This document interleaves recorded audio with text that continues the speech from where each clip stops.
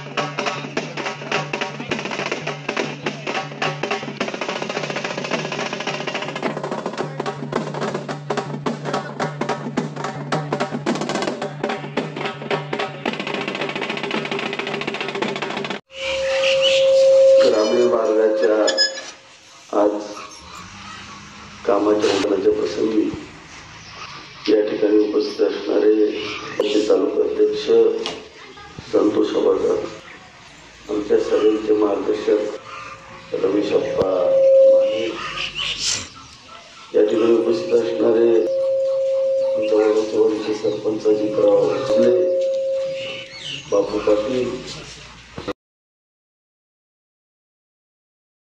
त्याचा नेतृत्वाखाली घटनास्थळी चालत होतो चव्हाण, त्यांचा आपल्या गटामध्ये काम करण्याचा निर्णय झाला। त्यांचं मागणं गेले 1 महिना चालू ते जगदाळे उपसरपंच आणि उपजगदाळे दोघांनी आपल्याबरोबर संघटनेला मी या ठिकाणी स्वागत करतो। आणि मानपान विभागाचे अधिकारी कुमठे आणि सर्व मान्यवर आमच्या जगदाळे आमच्या कुमठे वडाची वाडी तो आमच्या संजय गांधी योजनेचे सदस्य असून जगदाळे त्यांच्या सर्व सहकारी कुमठे वडाची वाडी करण्यापूर्वी आपण तुम्हाला माहिती सगळं माझ्याकडे आला.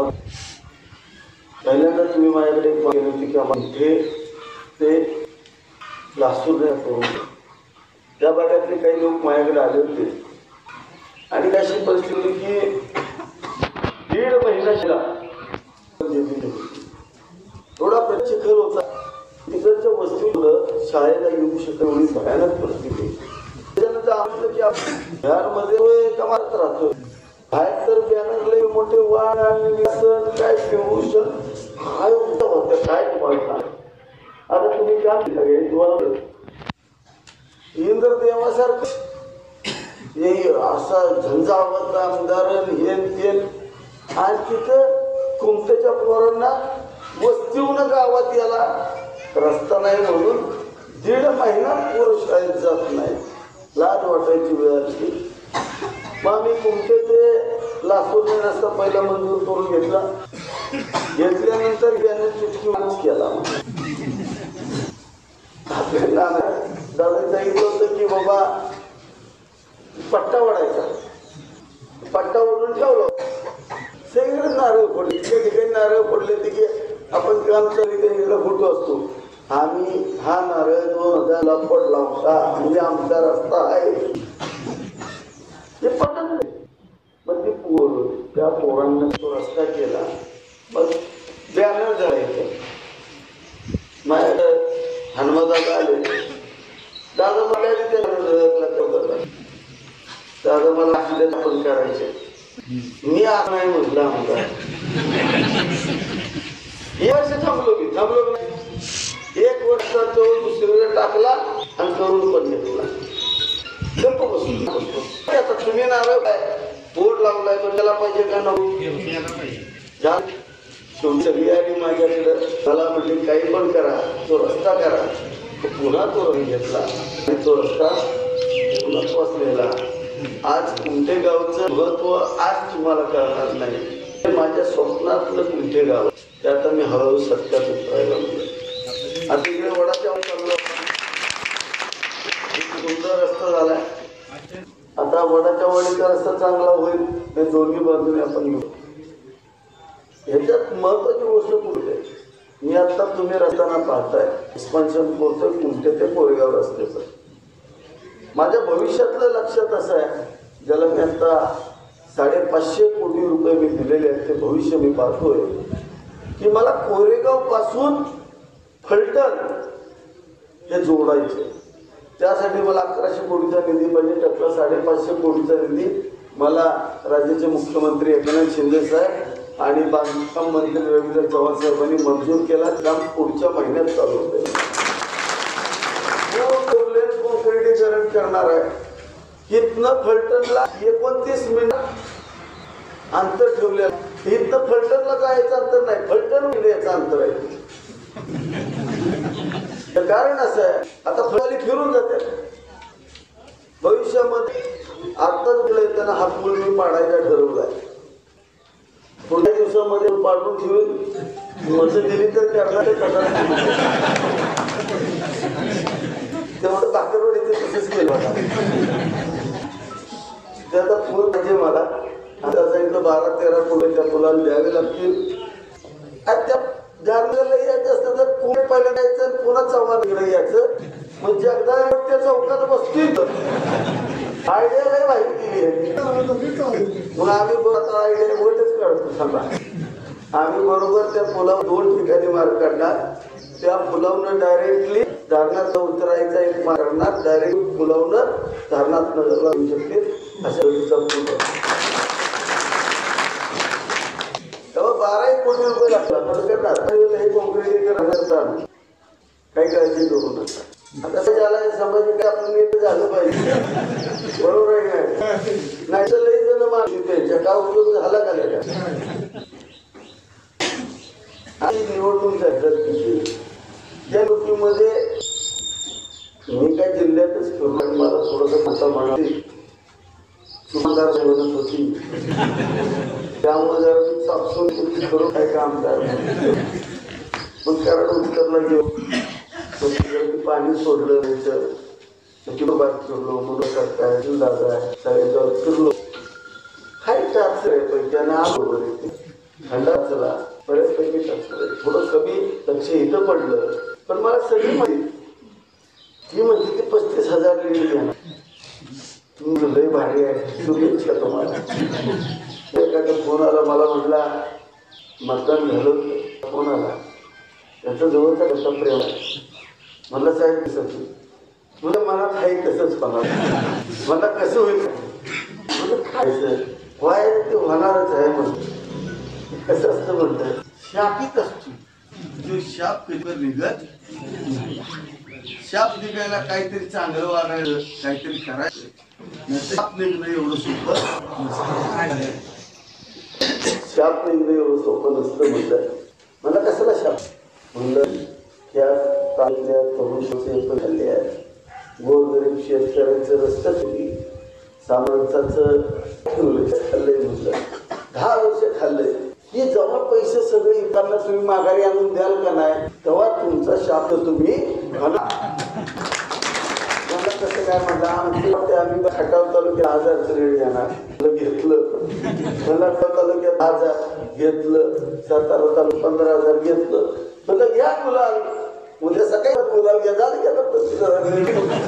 म्हटलं असं कसं तुमच्या अंदाज घेतल्याशिवाय घेणार नाही. म्हटलं माझा अंदाज घेतल्याशिवाय. मग म्हटलं की सांगितलं त्याला बघ विधान एवढं मी लेट ठेवलं करू नको, लई पण ताण दे आहे ताण खायला काढून.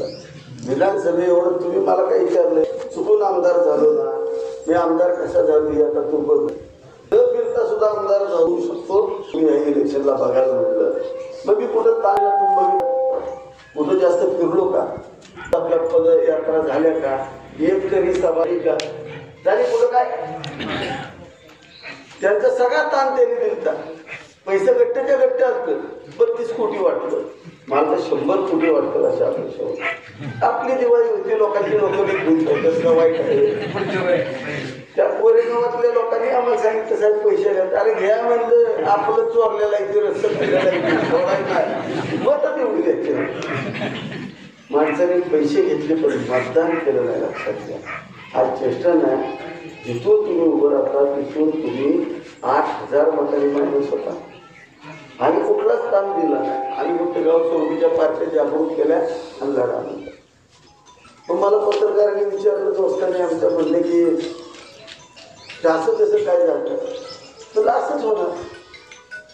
आमच्या संप्रदायामध्ये म्हणतात ज्याच्या मनामध्ये असतं ते त्याच्या ओठावरती असलं तर तो यशस्वी होतो, आणि ज्याच्या पोटामध्ये ओठावरती एक असतं तो माणूस कधी यशस्वी होत नाही. त्याच्या पोटात एक मोठ्यात एक नारळ फोडतंय, अजूनही गंडवागंडी करतंय. परवा दिवशी एक बॅनर पडला, वाचला का? RCFचा बॅनर. RCF राष्ट्रीय केमिकल फर्टिलायझर ही कंपनी कोणाची आहे? केंद्र सरकारची, म्हणजे नरेंद्र मोदींची कंपनी. नरेंद्र मोदींच्या अखत्यारीत येणारी कंपनी RCF आहे. त्याच्या बॅनर टाकला होता, याचा लाभ घ्यावा, आणि खाली स्वतःचे नाव टाकलं. पोस्ट होत्या 55-60, तिथं पोरांनी ऍप्लिकेशन करून लाभ घ्यावा. आता लाज वाटायला पाहिजे, ज्या मोदीला शिव्या दिल्या, त्याच्या विरोधात लढले, त्याच्या हातातल्या कंपनीचं म्हणतोय तुम्ही तिथं भरती व्हा म्हणून सांगताय. काय डोकं विकत फिरलं काय? आता कळलंच काय करायचं आणि काय नाही. काम घडलं तेवढं तुम्ही बघा.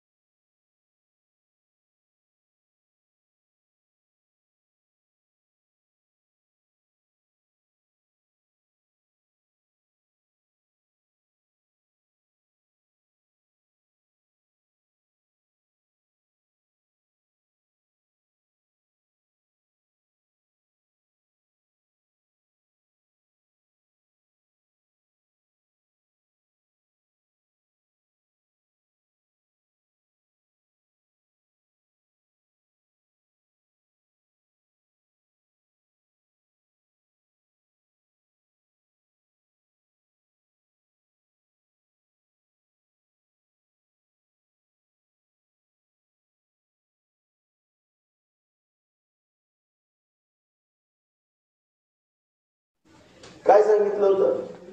ज्यांनी शेतकऱ्यांच्या मुलाच्या हॉस्टेल, त्या शेतकऱ्यांच्या हॉस्टेलचे मुंबईला तरी गेला, राहायला जागा, हॉस्पिटलसाठी गेला, राहायला जागा नाही, त्याचं पोरं नोकरीला गेलं, राहायला जागा नाही, शेतकऱ्याच्या पोराला कुठंतरी शिकायचे, राहायला जागा नाही, तर ती जागा 5 एकर जागा त्यांना स्वतःच्या कुटुंबाच्या नावानं करून घेतली. ती पृथ्वीराज बाबांना प्रकरण काढलं आणि त्याच्यातला ह्यो फरार आरोपी आहे, फरार आरोपी फिरतो. आमचं चांगलं आहे की आम्ही त्याला अटक करा म्हणून अजून आंदोलन केलं नाही, म्हणून 5 मिनिटात आंदोलन केलं की त्याला उचलून जेलला टाकायचं लागणार. तर आम्ही म्हणतो त्याच्या मुलानं मग आपल्या डोक्याला काय देणं घेणं आपल्याला, जाऊन त्याला लाथला म्हणायचं, काय बोलायचं बोलू. एखाद्या समजा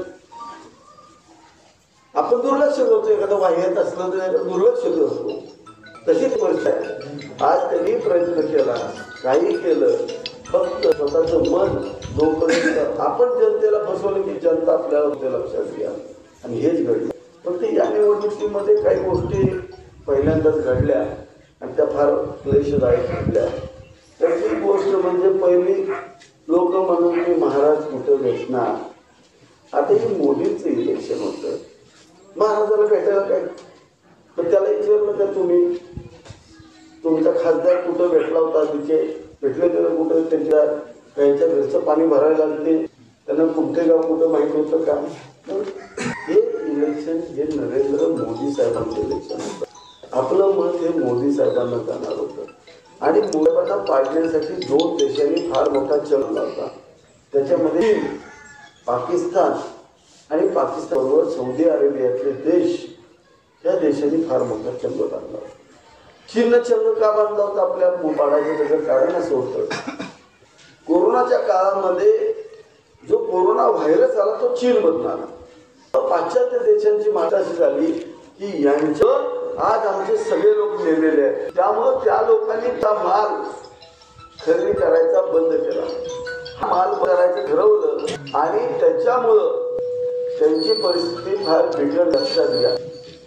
चीनचा बिकट घ्यायची परिस्थिती झाल्यामुळं तिथल्या कंपन्यांनी भारतामध्ये खाली काढायला सुरुवात केली आणि चीनची अर्थव्यवस्था कोलॅप्स व्हायला लागली. तो राग चीनच्या डोक्यात होता. मोबाईल भारतात तयार व्हायला सुरुवात झाली की सगळं झालं. मग चीननं काय केलं, तुमच्या मोबाईलमधले सगळे जे ॲप आहेत त्या ॲपची मालकी हक्क जास्तीत जास्त चीनकडे आहे. पण त्या चीनकडे कॉम्प्युटर आहे, त्या कॉम्प्युटरला माहिती आहे तुमची जात कुठली माहिती आहे, त्या कॉम्प्युटरला तू भांडण कुणाशी किती साली झालं हे पण माहिती आहे, कारण आमच्या पोलीस स्टेशनचा सगळा डाटा त्याच्याकडे आहे. आमची पूर्वीची युद्ध कुणाची कोणाबरोबर झाली, कुठल्या जातीचं कुठल्या जातीशी भांडण झालेलं आहे हे पण त्या चीनला माहिती आहे. आणि मग त्यांनी आर्टिफिशियल कॉम्प्युटरच्या द्वारे हे आमच्या विरोधी पक्षाच्या लोकांना हातात धरून अशा पद्धतीचे मेसेज आपल्या कॉम्प्युटरवर, आपल्या मोबाईलवर टाकायला. आता आम्ही फिरताना आमचाच कार्यकर्ता मेला तिथं कधी आयुष्यात त्या राष्ट्रवादीला मतदान करा असा कार्यक्रम, साहेब तुतारी जोरात चालली आहे बरं का. मी विचारायचो तू मत कुणाला आहे, मी कमळाला देणार आहे. मग तुझं तुझ्या कुटुंबाचं मत ते पण विचार करू नकोस मला, तू तुझा ठाम. तिकडे अशा पद्धतीचा नॅरेटिव्ह होता. सांगत होते तुतारी जोरात तुतारी. फक्त सोशल मीडिया 80,000 अकाउंट होते. आपल्याशी साधारण असणारे अकाउंट 80,000 होते. आमची पोरं ते काही राहणार तिथे पोरं मोबाईलमध्ये विसतात, त्यांना सगळं खरं मोबाईलचंच वाटणार. आणि मग ती मोबाईलमध्ये आलं आपली एखादी पोस्ट पडली मोदी साहेबांची की खाली 80,000 जणांनी त्यांना शिव्या द्यायच्या. ते शिव्या द्यायचं बटन दाबलं की ते कम्प्युटर त्याची पोस्ट करत होतं. माणसं नाही पोस्ट करणार, ती टाकणार. तुतारीच्या पोस्ट पडल्या आता कम्प्युटरनं टाकल्या. पुढं त्यांचं एखादं काहीतरी पडलं, हा लय भारी लय भारी लय भारी लय भारी 80,000 पडले. मग आमच्या डोक्यात काय तुतारी जोरात आहे, आमची तर आहे तुम्हाला बरं, पण पलीकडे तुतारी लय वाईट आहे. असं म्हणत म्हणत म्हणत ही जी माणसं आणि त्याच्या धर्मीयाच्या लोकांना सांगितलं, बौद्ध धर्मीयांना संविधान खतरे सांगितलं. अरे कशाला कोण संविधान बदलणार? ज्या डॉक्टर बाबासाहेब आंबेडकर आम्हाला सगळ्यांना विचारत आहे. ते संविधान लिहिताना 8-10 जणांनी रात्रंदिवस कष्ट केलंय. डॉक्टर बाबासाहेब आंबेडकर नेतृत्वाखाली सार्वभौमत्व देशाला मिळालं. आपण कशाला अशा गोष्टी करतो? कुणाच्याही मनात ह्या होत्या, पण चीनवाल्यांनी यांच्या डोक्यात घातल्या आणि आमच्यातली गाडी ते ठिकाणून सांगायला लागली संविधान. आणि दुसरंही एकच केलं आणि दुसरं कोणी केलं? पाकिस्तान केलं. ते आपले बॉम्बस्फोट केला हाफिज सईदनं. मोदींना वाटलं की आता ते झाले त्याला तिथं पाकिस्तानातच गोळ्या घालून म्हणले. आपल्या इथं केलंय की नाही, तिथं बसला तिथनं बोलतो, तिथं उलटं सोडलं करतो, तर त्याला टिकून टाकून लाहोरमध्ये पडले. आपले गेले लोक लाहोरमधनं त्याच्या पोराला उचलून आणला, श्रीनगरमध्ये गोळ्या घालून मारून टाकला आणि हाफिज सईद घाबरला. अशा पाकिस्तानमध्ये हजारो अतिरेक्यांना आपण कंटक नाही. शिवाय अतिरेकी कॅनडात बसले, त्यांनी पंजाबमध्ये आपल्याकडे बॉम्ब ठेवले, त्यांना कॅनडामध्ये जाऊन गोळ्या घातल्या. लक्षात घ्या, एवढी ताकद मोदींनी दाखवली. त्याचा राग कुणाला आला होता? पाकिस्तानला आला. दुसरं एक जे तेल आयात केलं होतं आपण मधल्या काळामध्ये, रशियाकडून आपण तेल आयात केलं. 100 रुपयाचं तेल 30 रुपयात आपण घेतलं आणि राहिलेले 70 रुपये हे शेतकऱ्यांच्या खात्यावरती जमा केले ना, किंवा गोरगरिबांना घरं बांधून दिली, रस्ते बांधले, याच्यामध्ये 70 रुपये वापरले गेले. त्यावेळेला अखाद्य देश दुखावले होते. ते म्हणा आमच्याकडून तुम्ही तेल नेलं, त्यामुळे आमच्या सगळ्या देशाच्या अर्थव्यवस्थेला फसला, तुम्हाला आम्ही होतो. म्हणून त्यांनी सगळ्यांनी एकत्र मिळून इस्लाम खतरे में म्हणत तिथं विरोधात काम करायला लागलं. एकही मतदान मिळालं नाही. पूर्ण ताकदीनं सगळे एकत्र आले आणि फक्त मोदींना संपूर्ण हरवणं एवढंच हे ठरलं. हे कधी तुम्ही मला सांगा, हे कधी घटनेत मान्य आहे का वाचं धर्माचं ध्रुवीकरण? पण ते घडलं ना आपल्या इथं, ते चुकीचं घडलं. झालं ते झालं. आमच्या बरोबरचे होते त्यांनी आम्हाला मदत केली, आम्ही नाही म्हणत नाही, पण मॅक्झिमम लोकांनी तिकडं मतदान केलं. त्याचा परिणाम आपण सगळ्यांनी बघितला की मोदी विरोधी वातावरण तयार करण्याचा प्रयत्न झाला. पण ते भगवंताला विपरीत असतं, त्याला कोण काही करू शकत नाही. आज त्या रीच्या हातात सत्ता आली, व्यवस्थित झालं. महाराष्ट्रात असं घडणार मी आधीच सांगितलं होतं. 17-18 खासदार येतील, आपण तुम्हाला सगळ्यांना आधीच सांगितलं होतं. आणि देशामध्ये 240 खासदार येतील. हा आकडा सुद्धा ॲक्युरेट आकडा 12 दिवस आधी मी सगळ्या आमच्या पार्टीतल्या प्रमुखांना बोलवून सांगितलं होतं. हे असंच होणार आहे, होणार नाही. आणि ते घडलं. पण नेतृत्व किती हुशार. इलेक्शन कुठलं होतं? राहुल गांधी विरुद्ध मोदी, विकासाचं होतं. पण इलेक्शन कुठं नेलं? महाराज भेटतात का? महाराज झोपतात का? तुला काय करायचे? आणि बाहेर यायचं त्यांच्या कार्यकर्त्यांचं सांगायचं मोदीनं काय केलंय. पहिला 1 तारखेला पैसे सुटतोय बँकेत, म्हणतोय आला आले का पैसे, ते पैसे खिशात घालतोय बाहेर, म्हणतोय मोदीनं काय केलं. आपल्या खिशात लायती मी मोदीचं आहे, तुझ्या अंगावरची चढी आहे मोदीची आहे. उसाचा दर 3400 रुपये कोणी दिला? मोदीनंच दिला ना. इथेनॉलला दर दिला म्हणून 3400 उसाला दर मिळाला. तर तुझे आज घराचा बांगला बांधला तेव्हा मोदीमुळे बांधला. या सत्य गोष्टी आहेत, सत्य ते चुकीच्या पद्धतीचा नॅरेटिव्ह सेट केला. कुणाला अटॅक आला, कुणाला हा किडनीचा प्रॉब्लेम झाला, फुकट ऑपरेशन होत्यात. कुणामुळे होत्या? 2012च्या पूर्वी काँग्रेस होतं, झालं होतं का कधी ऑपरेशन फुकट? झालं होतं का? आज सगळं ऑपरेशन मोफत करून टाकलं. पुढची गोष्ट काय केले? 60 वर्षाच्या पुढचा कुठलेही वयोवृद्ध असेल त्याचा काहीही ऑपरेशन असो, हॉस्पिटलचा खर्च मोदीने उचलून टाकला. त्याच्यापेक्षा अजून काय करायला पाहिजे? आणि येऊन चौकात मोठी मोदीनं काय केलं? मोदीने एकच करायला पाहिजे, यांना सगळ्यांना जोड्याला आणलं पाहिजे, त्याशिवाय सुधारणा नाही. पण ते काम तुम्ही केलं, मोदीच्या वतीने केलं का नाही? पक्की जिरावली सगळ्यांची. आता कोणासाठी मतं मागत होती आमच्या विरोधात? राहुल गांधींसाठी. तुम्ही मला एक छोटी गोष्ट सांगा. तुमच्या गावचा आपला ग्रामपंचायत सदस्य महेश आहे, सांबा आहे, ह्यांना बी माहिती आहे 3 शिटा आल्या तर आपलं घरात बसायचे. 7 पुढच्या 9 सीटा आल्या तर त्याचा सरपंच आणि उपसरपंच. खरं आहे का खोटं आहे? काँग्रेसच्या सीटा आल्या 99, भाजपच्या आल्या 240. आता कोण सरकार बनवणार? तो म्हटला मीच बनवणार. अरे याला डोकं आहे का? 99 जास्त आहे का 240 जास्त? ही कोणी त्याला शिकवलेलंच नाही ना. त्याला समजावून सांगायला पाहिजे. आपल्या बाबा 99 आल्या, मोदीच्या 240 आल्या, त्यांचं सरकार बनणार. आपली ही मजा बघत बसली ती काय काय उद्योग करतात ते. आज एनडीएकडं 306 जागांचं बहुमत आहे, गसगशीत बहुमत आहे.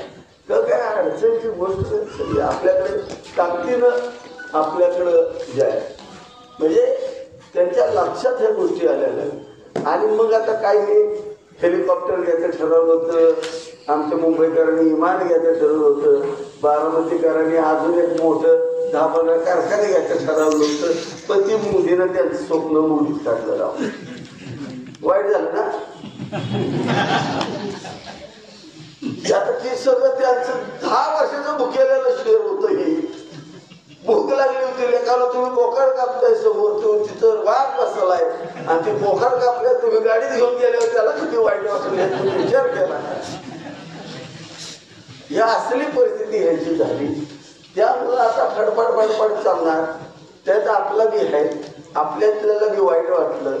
आम्ही त्याच्या दुःखात सहभागी आहोत. पाहिजे तर यावेळी स्वतः दुखवटा साजरा करू, पण त्याला समजावून सांगू, बाबा आता झालं गेलं, इकडून जा. आता तू आता हाय, आता सुखायला जा. एक तर काही उपरी चालणार नाही. ही भूमिपुत्रांची लढाई आहे. भूमिपुत्र इथं लढताय ही. आणि अजून त्याच्यात काय केलं? अहो सांगतात 6 भावी आमदार केलेत त्यांनी. चढी फाटच तो पाहिले ते भावी आमदार सगळं बघा, 6च्या 6. आणि असं नाही 4-4 कोटी घालवून त्यांनी इथं खर्च केलाय. किमीत आहे, तुमचं कोरेगावचं एक आहे, अजून नाव कसं खंडावचं एक आहे, 6 भावी आमदार करून टाकले तिकडं त्यांनी. आणि त्यांच्या विचाराची घरदार झाली ह्या लोकांनी. असली ह्याची परिस्थिती तरी बी मायनसच राहिली.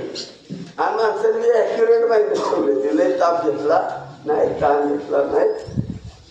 आता फक्त आपल्याला पुढची कामं करायची असतील तर आपल्याला विधानसभा ताकदीनं लढली पाहिजे. आपली भूमिपुत्राची लढाई आहे जी आपण लढतोय ती चालू ठेवली पाहिजे. आपल्याला विकासात्मक सकारात्मक राहिलं पाहिजे. इतक्या वर्षाचा अभिप्रेत असणारा काकांचा चंचई रस्ता, तिथे 4-5 कोटी रुपये दिले. तो रस्त्याचं काम उद्या परवा चालू होईल. तो रस्ता पूर्ण होत जाईल. म्हणजे इतक्या वर्षानुवर्ष तुम्ही एवढे गुडगा चिखलात गेलाय, त्यावेळेला ह्यांना बाजार फुटला नाही. आज आम्ही कामं करतोय त्यांच्या पोटात फुटतंय. आणि मग आमच्याबद्दल काही वाईट उठवते तर महाराजांच्याबद्दल उठवलं भेटतात का? माझ्याबद्दल काहीतरी वाईट उठवतील. काल परवा माझ्या मंडळींच्या विरोधात तिथं जाणीवपूर्वक एक मुलगा तिथं उपोषणाला बसवला. म्हणे 26 जानेवारीला भगवा ध्वजच त्याने फडकवला, तांदूळवाडीत फडकवला. संबंधच नाही का? काही पुराणा संबंध नाही ना. त्याला कोण ओळखत ना काय गोष्टी. तिरंगा झाला तिथल्या तिथं, ती निघून गेली. तिला माहीत पण नाही ह्या गोष्टी. पण तिथल्या मुलांनी काहीतरी जाऊन त्या दिवशी संध्याकाळी त्यांची प्रथा आहे तिकडे की त्यांच्या मारुती मंदिरावरती आपण ध्वज पाडव्याला लावतो. त्यांच्याकडे त्या फाटलेला ध्वज होता, तो त्यांनी तिथं लावला त्या दिवशीच. असं त्यांनी केलं होतं. तर ते झालं होतं म्हणजे ते त्यांची प्रथा आहे. ते काय त्या तिरंग्याच्या जागेवर लावलं होतं. त्यांचं लांब असं खूप लांब म्हणजे 100-200 मीटर गावात आज अगदी त्यांचं मारुतीचं मंदिर आहे, तिथं त्यांनी ते केलं होतं. पण विनाकारण बदनाम करणं, त्रास देणं असे प्रकार करणं. कोरोनाच्या काळात काय केलं? तिथं येऊन हाणामाऱ्या केल्या नाही. अंगावाली बघितलं नाही तुम्ही आम्हाला. ऑक्सिजनच्या पाईप काढल्या पेशंटच्या. पेशंट 2 तडफडून गेले त्या दिवशी रात्री. इंटरची होती, पाईपच तोडून टाकलं त्याची ऑक्सिजन. एवढे विकृत लेवलला गेले. माझ्यावरती आणि तिच्यावरती ताईवरती केस घातली की आम्ही कोरोनाच्या पेशंटच्या किडन्या लिव्हर काढून, मेलेल्या पेशंटच्या किडन्या काढून घेतल्या. आता मेलेल्या पेशंटच्या किडन्या काढून निघता येतात का? त्याच्याजवळ त्याचे नातेवाईक जात नाही. जो पेशंट हाय असं सरकारच्या ताब्यात द्यायचा असतो. आमचा संबंधच येत नाही. आम्ही सेवा केली याचं दुःख या लोकांना खूप झालं. पण हे लोक आहेत ते विचित्र आहेत, त्यांना कुणाची सेवा करायचं व्रत माहीत नाही, गोरगरीब माहीत नाही, कुणाला काय द्यायचं माहीत नाही, ह्यांना फक्त घ्यायचं माहीत. मी आणि माझे कुटुंब, मला नाही तर माझ्या पोराला ह्याच्या पलीकडे ह्यांचं जाणं नाही.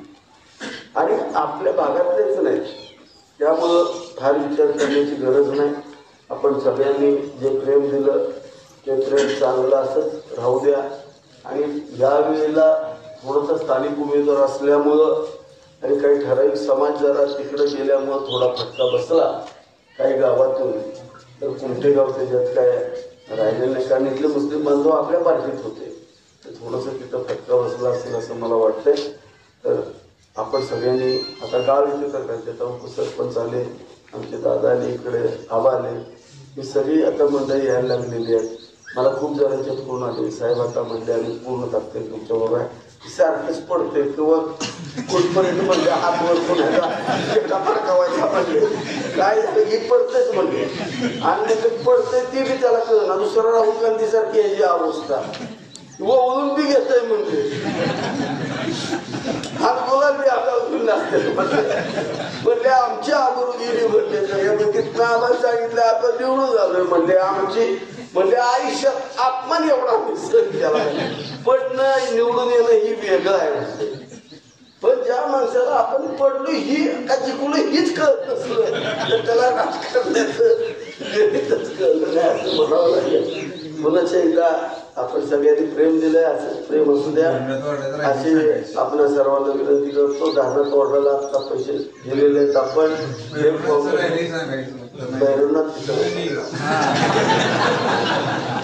तर धारणा तोरणामध्ये आपण काँक्रिटीकरणाला पण पैसे दिलेले आहेत. पण हा पूल करणं हे धारणा तोडण्यासाठी फार महत्वाचं आहे. त्याचं कारण आहे इथं दोन वे होणार.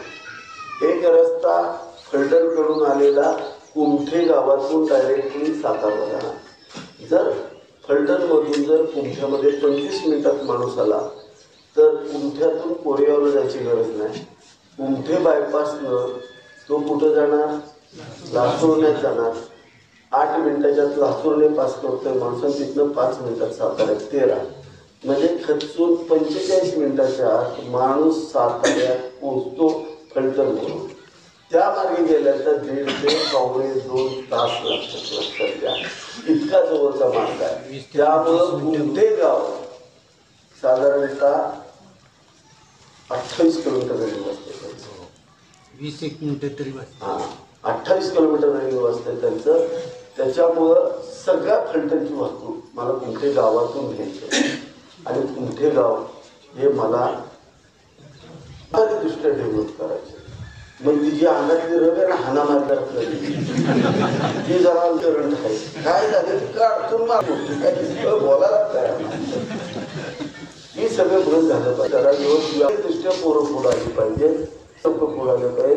त्यामुळे कुमठे लासूरच्या रस्त्यावरती जे लोक येतात त्या रस्त्या लोकांना सुद्धा व्यापाऱ्यासाठी भविष्यामध्ये गाड्या येणार जाणार, हॉटेल चालतील, सगळ्या गोष्टी चालेल अशा पद्धतीचं आपण काम या ठिकाणी करतो. रस्ता डेव्हलप करणं ते माझं स्वप्न होतं, ते पूर्ण करतो. पद्धतीनं काही लोक फलटणवर आणि त्यांना तिकडं वर अगदी सांगवी, वडाची वाडी आणि तिकडं खेती इकडं जायचं असेल तर ते इकडून उतरून त्या रस्त्यावर पुढे जातील. ते दोन्ही बाजूला उतरायला मार्ग आपण करतो, चढायचे उतरायचे मार्ग करतो. अत्यंत सुंदर असा पूल येत्या 4 दिवसाच्या आत हा डिझाईन करून देणार आणि या बजेटला या पुलाला किमान 12 ते 15 कोटीचा निधी देणार. हा शब्द आज या ठिकाणी आपलं गाव मला वाटतंय स्वच्छ सुंदर झालंय का पाहिलं, पण मेन पेट तर झाली का तुमची. माझे लोक आले तर म्हणते आले म्हणून पाहुण्याला शिवाय देत नाही ना आता.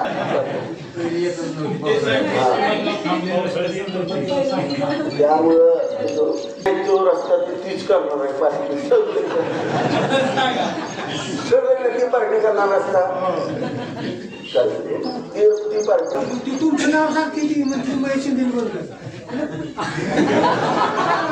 मग त्याचा रस्ता मी कसं बंद करू शकतो? माझा असलं तर मी बंद करू शकतो. सामान्य माणसांचा हात नाही. पण मी काय म्हणतो, माझा असलं तर मी बंद करणार. माझी गाडी आहे, ती चालू बंद मीच करू शकतो. दुसऱ्याच्या गाडीला माहीत चालेल का? मग त्यांनी सांगू दे की म्हणा ती चावी आमची गाडी आमचा सांगू दे ना. चावी करतो